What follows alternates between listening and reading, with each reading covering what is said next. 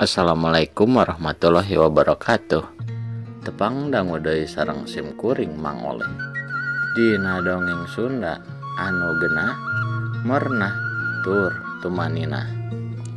Dina danget ayeuna sim kuring bade ngadongengkeun anu janten judul Ebod Jago Tanjakan episode 7.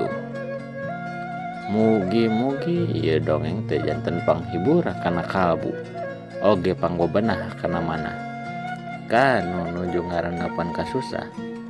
Insya Allah sakedap deui oge kenging kabungah ti Allah subhanahu wa ta'ala. Yu pemirsa, kurang dangukeun sesarengan kumaha jucungna ngeunaan si Ebod Jago Tanjakan episode 7 teh. Mangga Mang Suminta lempang bari ngenyot bako. Anu bakona teh tadi saacan ini geus dilinting heula aya lah kaya kana 4 lintingan. Bari lempang tur bari tetanggahan Mang Suminta teh sakapeung niupkeun haseup bakona bari tuluy ulak iri ka kenca tur ka katuhu manehna. Biasalah aya nu lempang teh masuk kadang nitenan sabudeureuna bisi jeung bisi we panggih jeung nu wawuh atawa kumaha. Sakapeung Mang Suminta ge naros kanuano sakapeung henteu eta ge lamun henteu teh mun teu page teu mun teu pasanggrok jeung nu wawuh ka manehna. Tekung silila Mang Suminta teh nepi kaburuan imah si Ebod. Tulak pantau pagar si Ebod teh dibuka anu dijieun tina kai. Sanggeus kitu tutup deui ku Ebod teh ku Mang Suminta teh. Tas kitu Mang Suminta keketrok kana panto imahna si Ebod.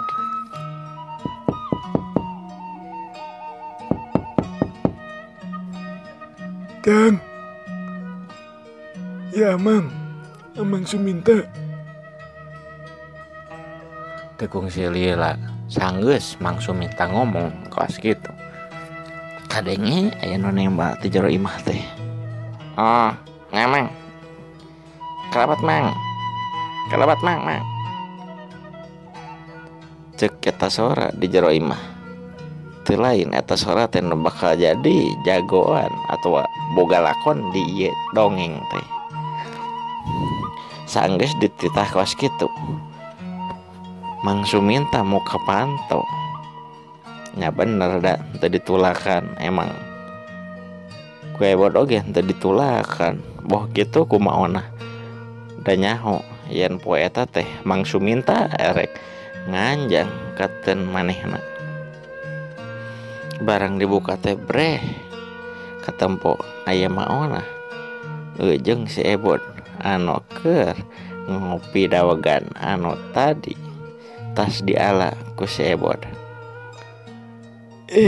Mang, mak, damang mak. Cek Mang Suminta bari nyamperkeun ka maona tuluy salaman. Mang Cep, Ebod, eta nu dawagan aneh jadi teh pang masakeun ieu jang si Amang kekancangan boro. Ceuk maona nita ka si Ebod.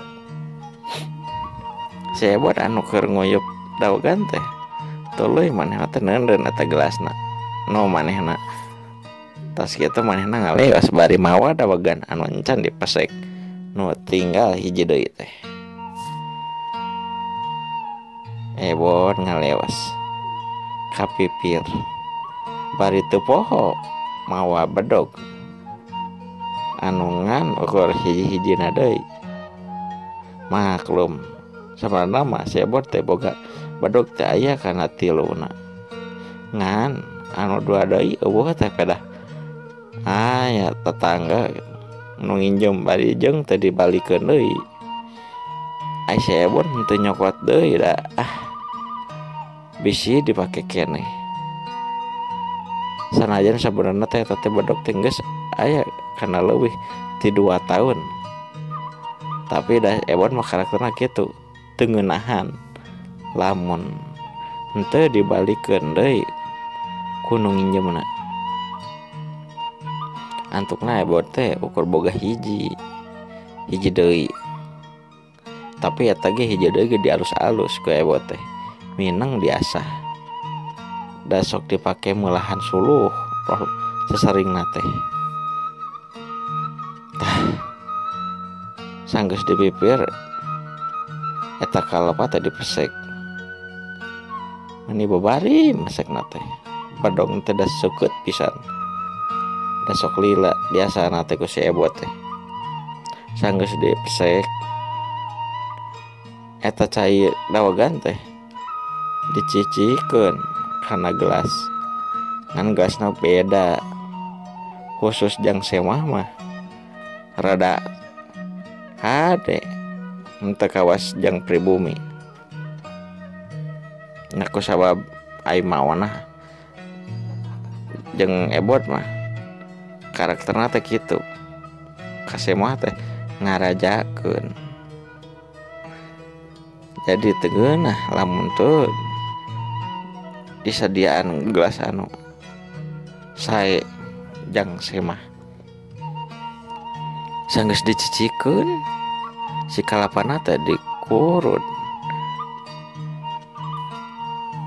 dikerokan pake garpu nya teu da rek marep paragi pangarok kalapa kumaha da teu boga teu kapeser.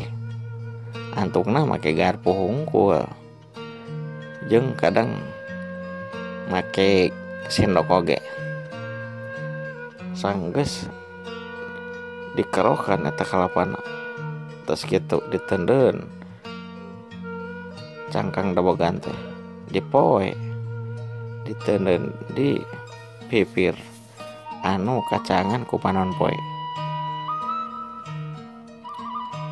Cung nangtung si Ebot teh bari mawa gelas geus si cai kalapa dina leungeun katuhuna jeung badog dina leungeun kencana. Badog ditendeun tuluy Ebot teh nyamperkeun deui kanu keur galecok ngobrol di tepas imah.